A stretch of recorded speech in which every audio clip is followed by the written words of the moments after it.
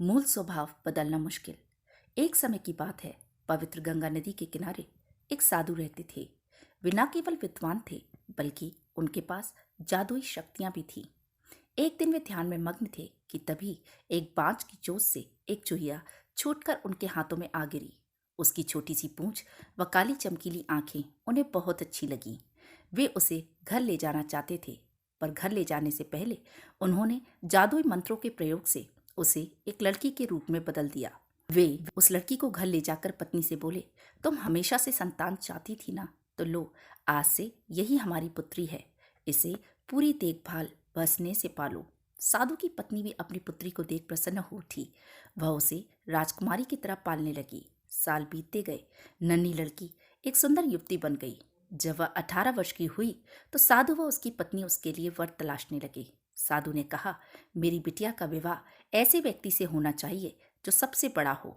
मेरे हिसाब से सूर्य ठीक रहेगा। पत्नी ने भी हामी भरी। उन्होंने जादुई मंत्रों के प्रयोग से सूर्य को नीचे बुला लिया। उन्होंने सूर्य को अपनी पुत्री से विवाह करने को कहा, पर पुत्री ने पहले ही न कर दी। वह बोली, पिताजी, यह तो बहुत गर्म है। मैं उससे विवाह करूंगी जो इससे भी बेहतर हो। साधु निराश हो गए। उन्होंने सूर्य से कहा कि वे ही कोई वर सुझाएं। सूर्य ने कहा, बादलों के देवता से बड़ा कौन होगा? उनमें तो मेरी किरणों को भी रोकने की शक्ति है।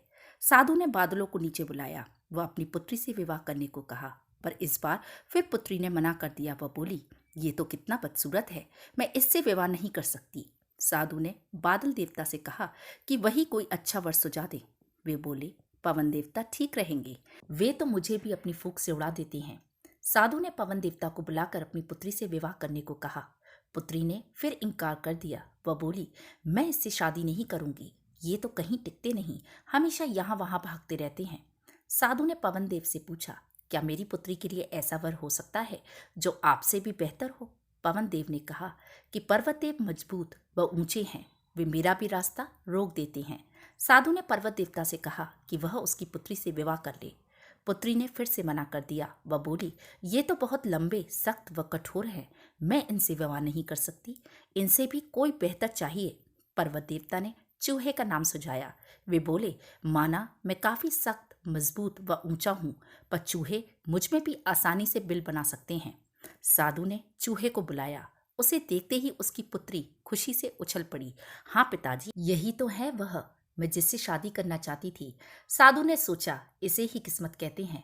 यह एक चूहिया थी और एक चूहे से विवाह करना ही इसके भाग्य में लिखा है। उन्होंने जादुई मंत्रों के प्रभाव से पुत्री को फिर से चूहिया बना दिया। चूहा व चूहिया विवाह करके खुशी खुशी रहने लगे। प्रिय दोस्तों, यह कहानी आपको पसंद आई हो तो वीडियो को लाइक, शेयर व चैनल को सब्सक्राइब करना ना भूलें। धन्यवाद।